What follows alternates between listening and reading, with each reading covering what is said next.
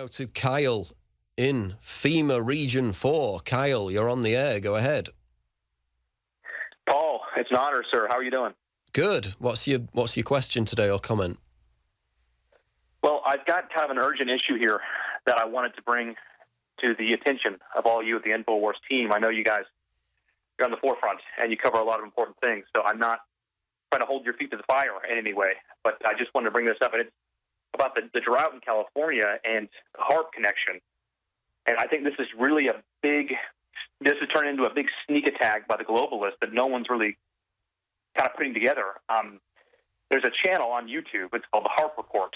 And it's a gentleman, he's a former meteorologist, and he has access to a lot of the Doppler radar kind of, just a lot of those instruments, and he's got a lot of great information. And essentially he proves, even in ways that a layman like myself can kind of see and understand on the map of just HAARP downburst and HAARP interference, sort of being used to disperse hurricanes and even kill some hurricanes that just over the last few months, I mean, he said some up there that would have drenched California.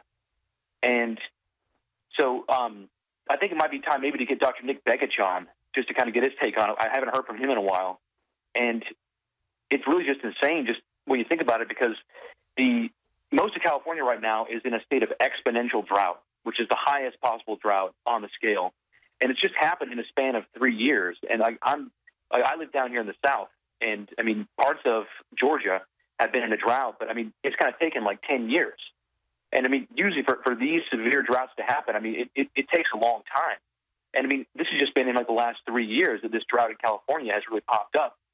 And I think it's such a devastating sneak attack, Paul, just because, I mean, also like to show the sort of circumstantial evidence of possible meddling and this being a possible globalist operation, you've got UN delegates on CNBC already talking about how we might have to migrate people out of California. I mean, there's 38 million people in California.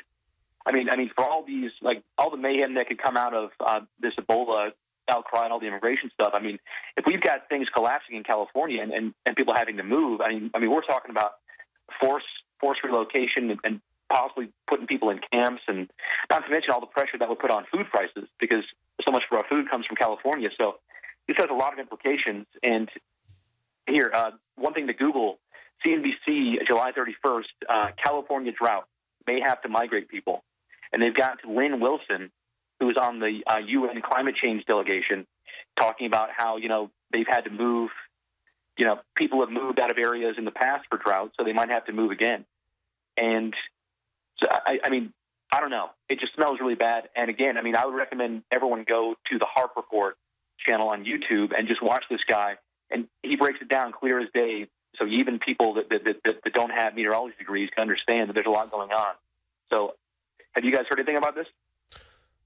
I haven't personally heard anything. I know there was a report back, I think it was 3 or 4 months ago, there was a report that HAARP had shut down, but then that was kind of countered, wasn't it, David, by other speculation that was a ruse. I mean, what have you learned? Well, it's not just HAARP. It's a lot of different things. I mean, going back to Vietnam, there was that meteorologist that was given a medal because of his work with weather by Lyndon Johnson. I can't call the guy's name. But just about a month and a half ago, there was a climate engineering conference in Europe. I can't remember, was it Berlin? I'm not sure. But they were talking about stratospheric aerosol injection, SAI, or some other scientists will talk about persistent contrails. We call them chemtrails, and there's ample evidence that that's being done as well. So there is climate engineering that is going on. There's no doubt about it. And yet they will go to these conferences and put it out there as a hypothetical possibility that they're looking at, when it in fact is something that they're already actively engaged in for whatever reason, whether it's to shift the rain patterns or whether it's to increase the albedo of the planet to make it more reflective so they don't get global warming, whatever their motivation is, or whatever they tell people their motivation is, and whether or not they tell us that they're actually doing it. I believe they're really doing it. There's ample evidence to show planes dropping out these chemicals. We've shown them on our website many times. There's also apps that people are social apps where people are taking pictures and reporting them together to show where there's hot spots of that. I think it's called Lookup is the app that's out there. And that's Ben Livingston back in the 60s with the weather weapons. Yeah. If you Google that's on YouTube, Alex's interview with Ben Livingston.